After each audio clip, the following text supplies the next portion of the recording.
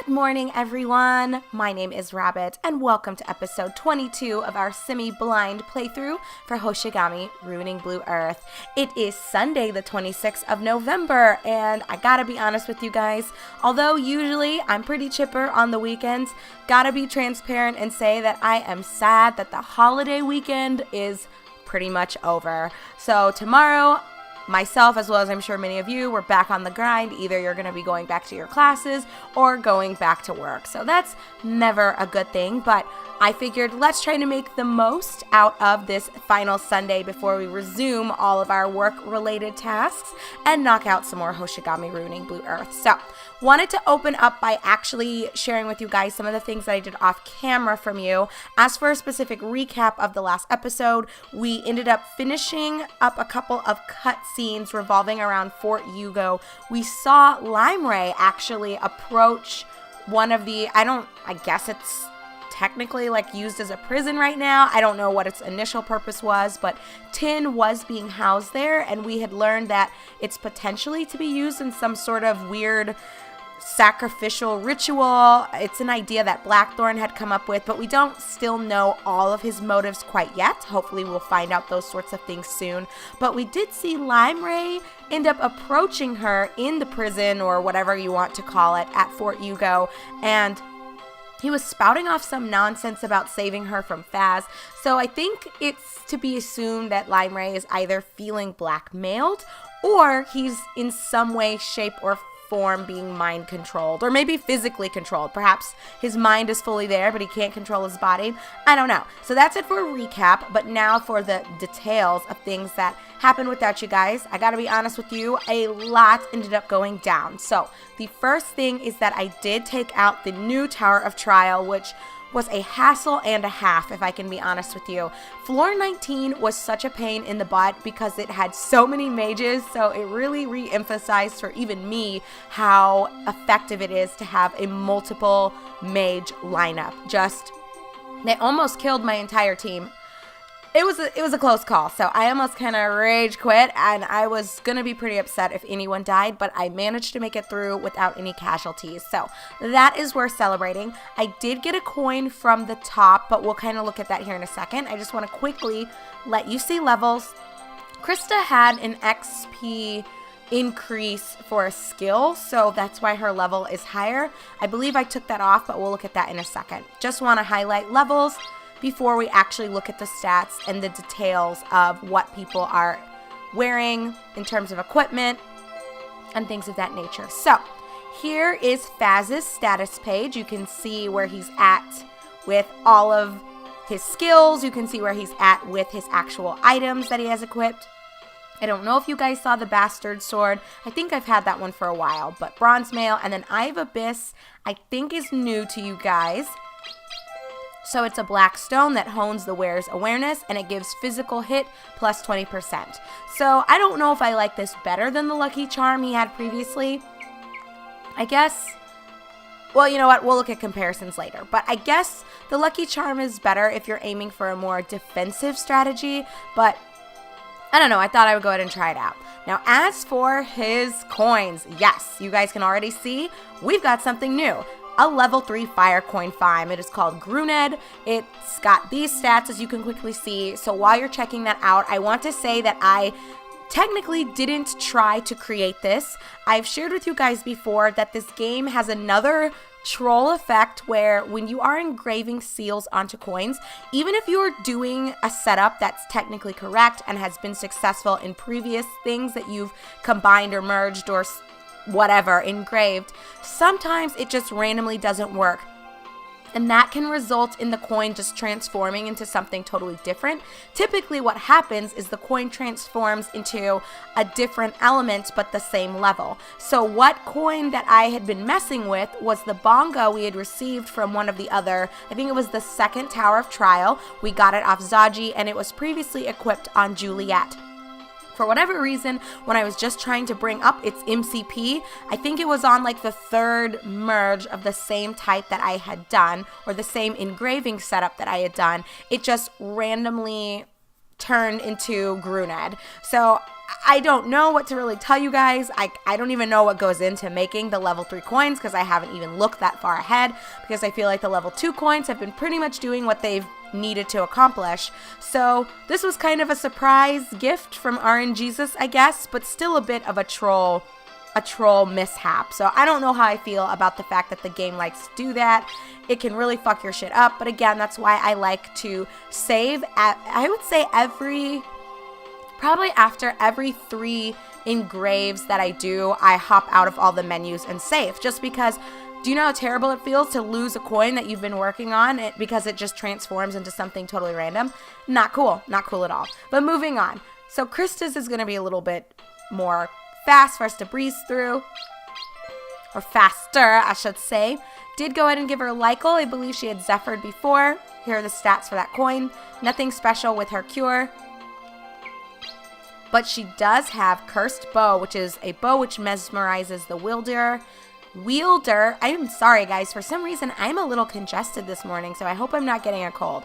And hopefully you can understand what it is I'm trying to say, even if I'm not enunciating very clearly due to a stopped-up nose. But I believe the bow that you guys saw was the glitter bow, but I did get this one when I was going through the 3rd Tower of Trial without you. So this is what she's got going on. And these are her skills. Like I said, she previously had, I think it was XP plus 20%, but I decided to switch it off.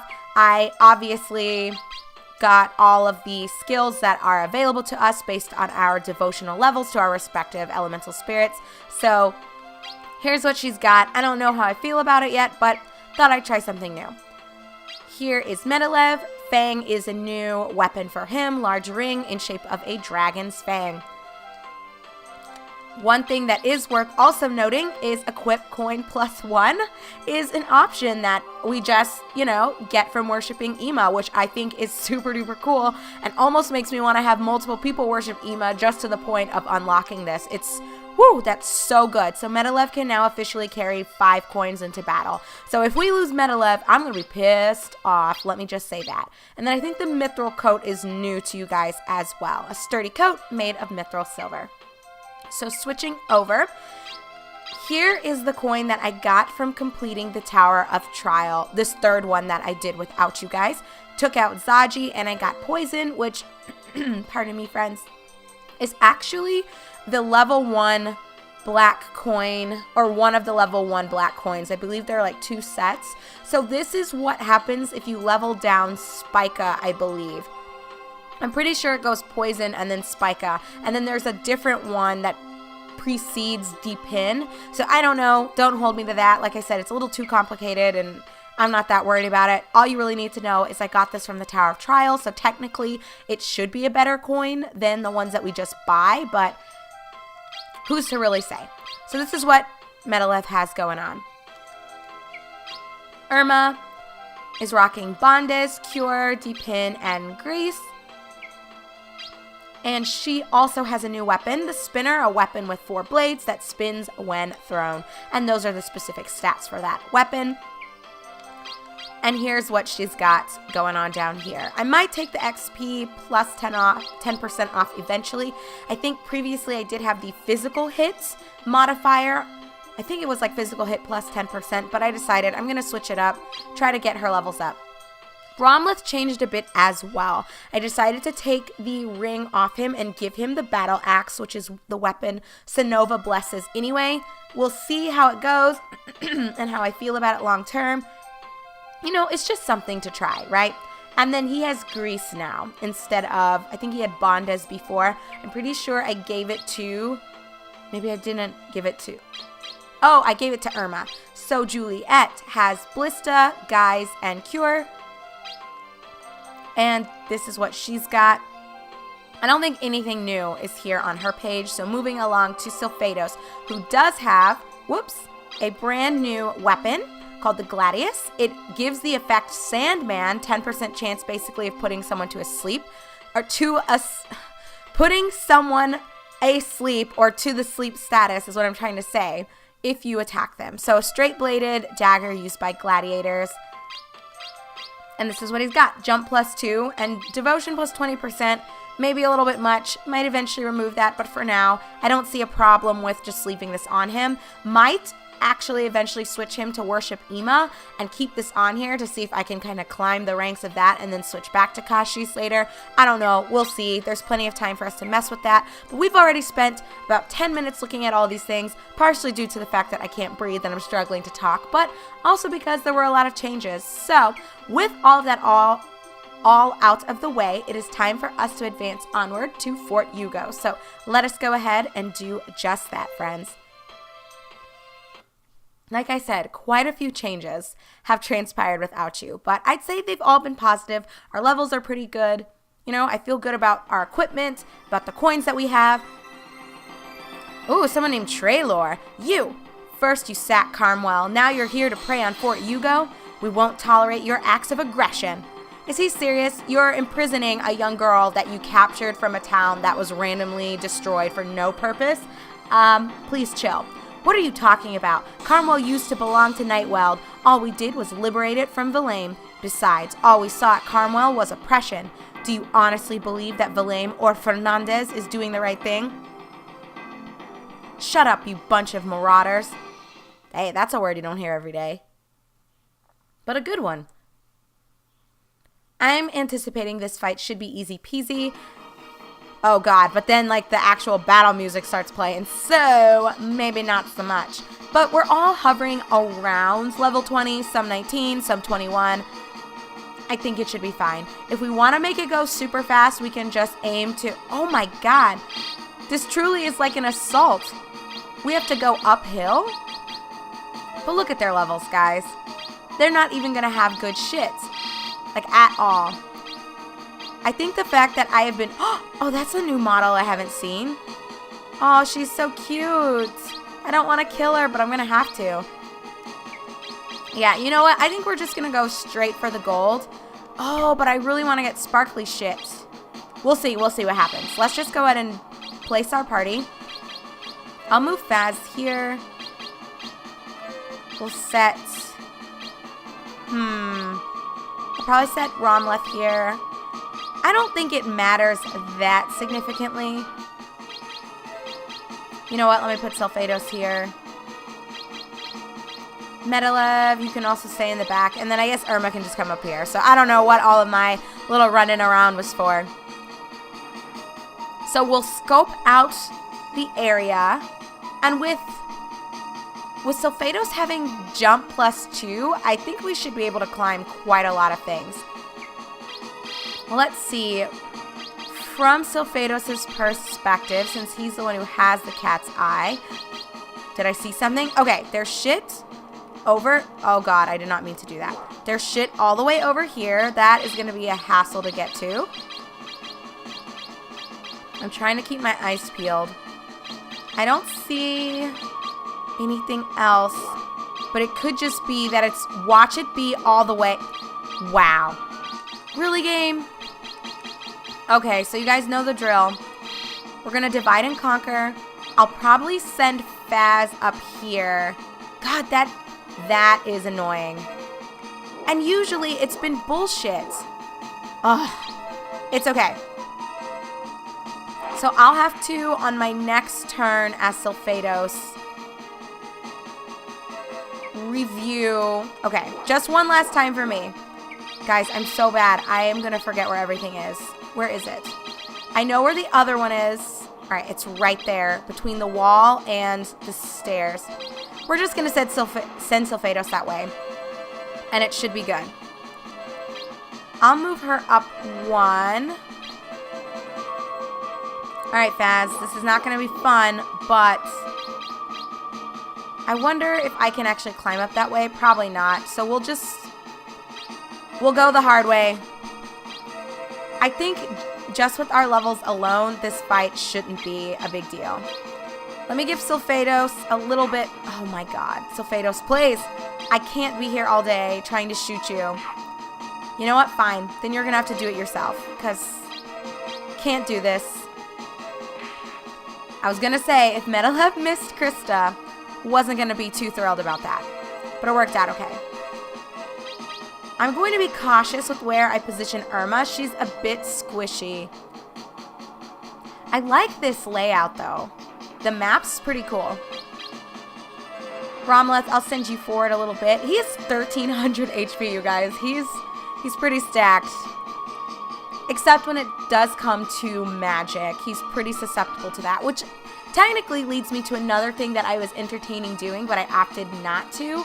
I am thinking of switching Romleth to worshipping possibly a Moo. I said this towards the start of this Let's Play that I am just not in Sonova's camp. Like, I don't think having the surplus of physical strength and HP is worth how weak you are to practically everything else. I don't know. It just doesn't feel good to me. I'm going to have Krista chill here for a sec. I don't personally think Sonova's that good. I know some people that, you know, you like having that strong DPS presence, but it's just not as good in this game as spellcasting is. Really? And of course, she's going to target Romleth because she knows how weak he is to magic. But it is what it is. Yeah. I think this is going to be pretty much a cakewalk. So as soon as we get our 2 sparkly things, we're just going to immediately try to kill off whatever his name is. Whatever his name is. It's not even worth remembering because he's a disposable NPC. Who cares? Who cares? I really like that warrior model, that girl. So cute. Well, we'll see how it goes. Wow, he's coming forward? Please no, because if I accidentally kill him, it's game over. We saw that. I accidentally did that last time. Champion? What does that do? Oh, yeah, we saw this on someone else. And he has Cure Ray? Huh, too bad it's not that good. And I'm not even worrying about an attack session with you. So, let's see. We're on sand, yeah? So, fire and wind are good on the sand. But as for the blocks... Oh, it looks like Bondez would be a good spell to use. So, I don't know how this is going to work. Faz is going to kind of get caught in the crossfire, I think. Unless... Yeah, it's just going to have to happen, and Krista will have to heal him up. Unless I move forward one more. And then we should be good. Okay, how about this? Much, much better. I always worry about moving my position, though, because sometimes it's hard for me to eyeball the rap gauge, and then I'll end up putting myself in the position to not have enough action left over for me to cast the spell that I'm wanting to use. Fortunately, that was not the case here, so we got some good damage off. As for you, Sylphados, you're just going to be walking for a little while, so do chillax. Do chillax. And we'll just send Romleth up this way. Wait a minute. Can I even get... Guys, I don't know how easy it is. Okay, once I get up here, I should be able to make my way. Alright, there we go. At first, I was a little bit worried that I could only access that upper floor by going towards the left, but it seems like it's fine. As for Krista... I mean, this isn't going to be the best spell to cast, but we'll do it anyway. If we can kill a couple of people, it'll just make it easier on us in the long run so that they're not fucking with my party too heavily. Oh wow, that actually did more damage than I was thinking it was going to do. We should be able to kill at least 2 folks. Yep. 2 is the winner, but hey, we'll take it. And Krista can kind of just chill. So I'm just going to have Faz run up here.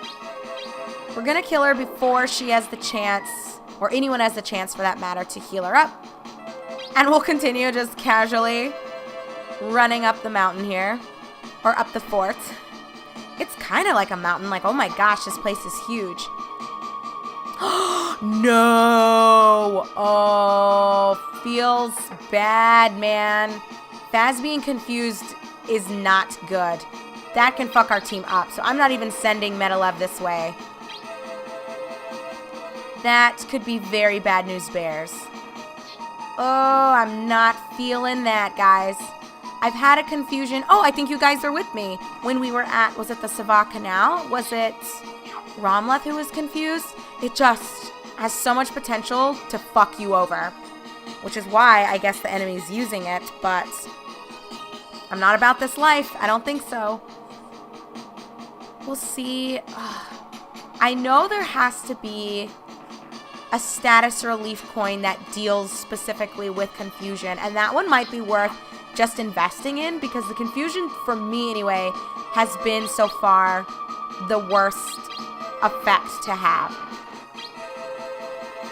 Alright, let's let them kind of go through their motions. So, while we're waiting for them to do their shit, how was Thanksgiving for all of you guys? I had told you guys earlier in, I guess, the last recording session that I did, when I was looking towards Thanksgiving, that Andrew and I weren't planning on doing anything too grand, too spectacular, and, you know, my prediction did come true. We ended up just sort of hanging out. We did do, like, one day trip that, again, not really worth writing home about. We drove around for a few hours, walked around some shops. We did have a feast, though. Andrew ended up cooking. He made... I don't want to... What is the word for them? It's not... A calzone. I don't know why I spaced calzone. I was thinking Hot Pocket, but does anyone eat Hot Pockets anymore? I don't know, but it was a homemade calzone, so he made 2 of them, as well as a homemade, like, cornbread. He made mustard greens, collard greens. He did mashed potatoes, rice pudding, just a whole assortment of random things, but all super delicious, I have to say. Okay, I actually think I don't want to move Krista over to where Faz is. I'm just very worried about that. But I can't really reach anybody from where I'm standing, so I might just bite the bullet and come down 1 and see how this goes. I think I'm going to throw Irma over here too. I just, you know... My boy Faz can't have this. Romleth, you don't have much, but... Oh, I don't want to attack him. Well, it might be okay. Let me see. Again, just as a reminder, if you click on an individual, you can see roughly what your hit percentage is and an estimate of how much damage you should do by casting that spell. I don't think it's always accurate. Oh, perfect, so I won't even touch him. I don't think it's always that accurate, so it doesn't factor in if you're doing like a crit, let's say, like if you're trying to get that critical strike off, which I guess makes sense, like it's probably only going to factor in your basic damage and a basic attack, but I think it'd be nice if it would show you the high of what you can do, but sometimes, you know, there's still room for additional damage in spite of what it shows you. Okay, we're going to throw Sulfados all the way up here. Yeah, he can jump for days. And we're just going to physically attack him. Sulfados is pretty tough, you guys. He's decent at wielding magic, but he can hold his own in combat, too. With an actual melee weapon. So we're going to move Krista again. And to fire an arrow or not to fire an arrow. I actually can't even. So, please, Faz. Please. Oh my gosh. This makes me so nervous. Who's he gonna attack? Oh! Oh, he cast his spell. No! Please do not kill the boss. Faz. Please. Please, please, please. Oh my god, you guys. He's got to get over this confusion. I mean, that was cool seeing the new spell animation. We hadn't seen it yet. But if Faz accidentally kills this guy, am I going to have to use my own magic to heal him up? Because I can't have Faz doing this. Please, knock Faz away. Knock him away. Just hit him away. Shoot him. Oh my god, game, please. Please don't do this. Oh my god, it feels bad, man. I'm going to throw Romleth up here, possibly to incentivize Faz to attack him. I don't know. We're going to throw Medlev into the mix as well on this right-hand side. Really? Come on, buddy. Come on, you might as well just start running now. So anyhow, to wrap up my explanation of our Thanksgiving, it was pretty good. Andrew and I feasted on a lot of delicious noms that he ended up making from scratch. I don't think I cooked. I made some cookies. So I baked, if you want to really say I contributed. But Andrew was the one who pretty much, he took the reins and ran with it, which was fabulous. So we had a good time. We drank ciders. We ate, we watched lots of John Oliver videos, the huge, no big deal, typical Thanksgiving tradition, right? It was a good time. I really enjoy, I don't even think that guy had a coin, but I guess that works. I think Andrew and I are such a good match for each other. I talked to you guys about this before. Woohoo! Another level for Krista. She's just killing it over here. I think, I often look at people that I know or people around my age who enjoy and embrace single life, and maybe that's a lifestyle that would have been really befitting of me, but I almost feel like it was such a cosmic blessing that Andrew and I met when we were kids, or I guess when we were teenagers. 15 is teen, right? I think sometimes people think of 16 and up as teen, but technically 13 has the word teen in it. So, meeting at 15 was pretty remarkable, and the fact that we've just been together ever since, we definitely have our days where we get on each other's nerves and we need space, but I think, honestly, that's marriage, right? Some people just, I think, expect it to always be this hot and heavy, passionate fling, and you're gonna feel about each other for 20 years the same way you did the first time you met or the first year you were dating. But things change, you guys grow, you kind of morph and form into who it is that you're meant to be or who it is you want to be. And then when you throw another person into the mix who's also going through similar changes that you are, you're gonna go through rough patches where you get fucking sick of each other and you wanna do your own thing. And by do your own thing, I'm not obviously alluding to affairs or anything like that, but what I mean is you have your own interests, you have your own hobbies, you have things that, you want to make happen. And sometimes, your spouse can annoy you, or you feel like they're a bit of a burden, or they're not supporting you in your journey towards whatever. But I think if more people put as much effort and energy into cultivating that long-standing romance and that long-standing encouragement and respect for one another as they do in planning a wedding and spending thousands and thousands of dollars on wedding jewelry and fucking, I don't know, the wedding dress. I don't know. I'm not saying there's anything wrong with wanting to have a big wedding or wanting to have super nice jewelry or spending a lot of money doing things that you can afford to do and that bring you a lot of joy. But what is absolutely asinine, in my opinion, is how quickly people will wed and then just divorce because, we got sick of each other. For sure, if you're not meant to be and you feel like you're a mismatched pair and it's just not working out, I get it. I think people being happy, sometimes it's all you can really strive for, as long as, your happiness is not coming at the expense of someone else's well-being, their safety or their mental sanctity. That's not cool. But if your happiness is, a life of being single and sleeping with random people or, owning 30 cats, as long as you're taking care of the cats, I think people are a little too judgmental about life choices people make. They might not be choices I personally would find fulfilling, but that's someone else's call. It's not my call. So with that being said, though, I guess I just feel really blessed at times that I met Andrew so early on, just because he just, I feel really completes me, and we've got a really, oh, thank God, his confusion cleared. We've got a very good thing going, and I couldn't have asked for a better partner in crime, if you will, in this crazy rat race known as life. And if she heals this motherfucker, oh my gosh. Can you heal the actual boss so I don't accidentally kill him? Because that would be appreciated. Like, super appreciated. Why are you healing the grunts? It doesn't make sense, random witch lady. I guess whatever, she's just doing her thing. Okay, what I can do.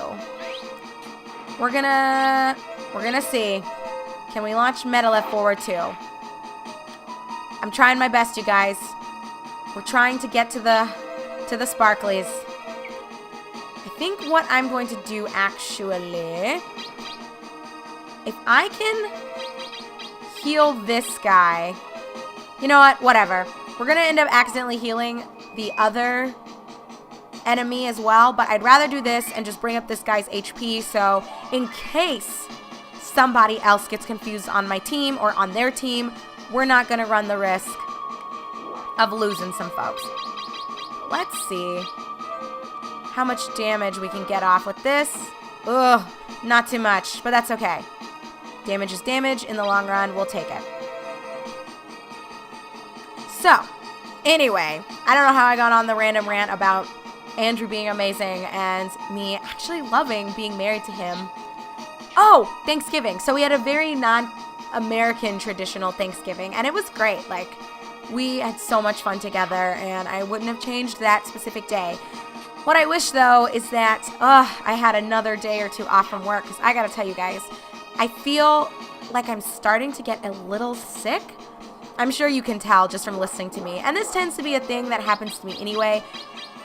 I'm not sure if I'm just really susceptible to chest colds, or I shouldn't even, chest cold sounds really bad. It's probably just an ordinary cold that I'll have these symptoms for 1, maybe 2, possibly max 3 days, and I'll be fine. I'll probably never break a fever.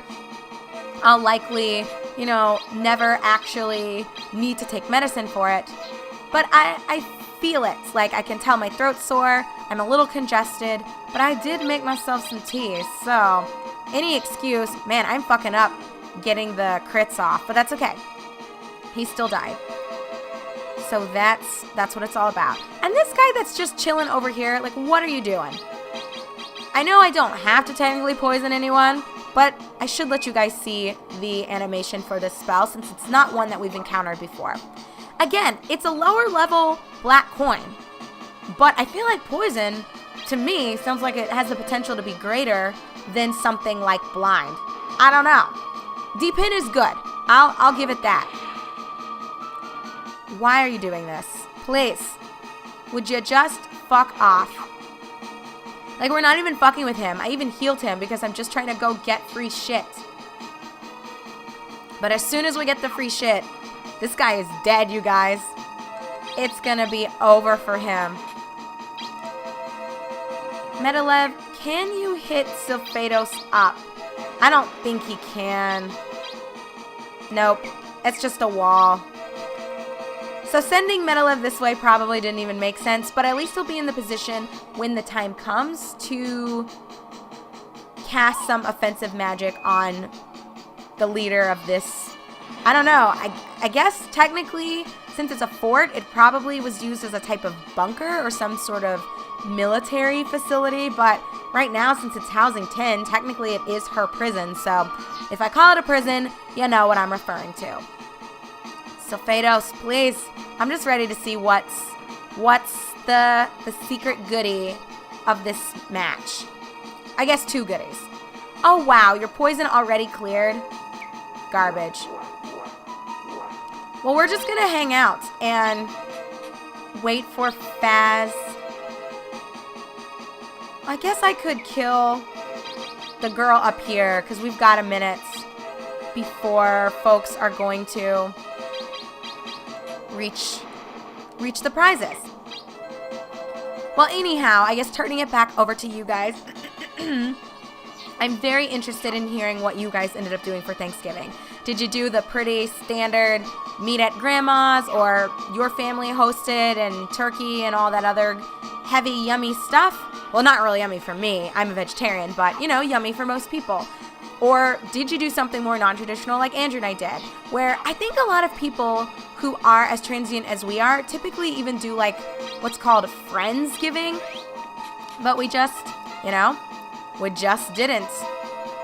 I did get invited somewhere though, so it's not that someone didn't invite us to participate in an event with them and their family and a couple other friends. But I don't know. I guess maybe this is kind of bad, but another one of those signs that I'm very content with Andrew, and I feel like we really do, in a sense, complete each other in a lot of ways. Oh, God damn it. I just want to hit her because I like spending time with him. Like, I've met a lot of people that they like it when they can get away from their spouses and do their own thing, but I genuinely enjoy time that Andrew and I spend, just the two of us. Like, I like having good friends, and I certainly like having other people fill needs in my life.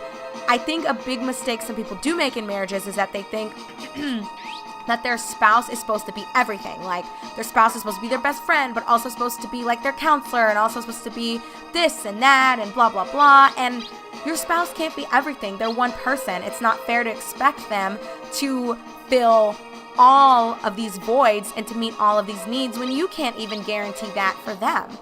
So I think one of the good things that Andrew and I have is that we don't expect that from one another, but because we don't have those expectations for each other, when we are together, it's just so perfect and it's so fulfilling because we don't have to pretend to be something we're not. We know the other person's not needing 20 different roles or things to be satisfied from their single existence. I don't know.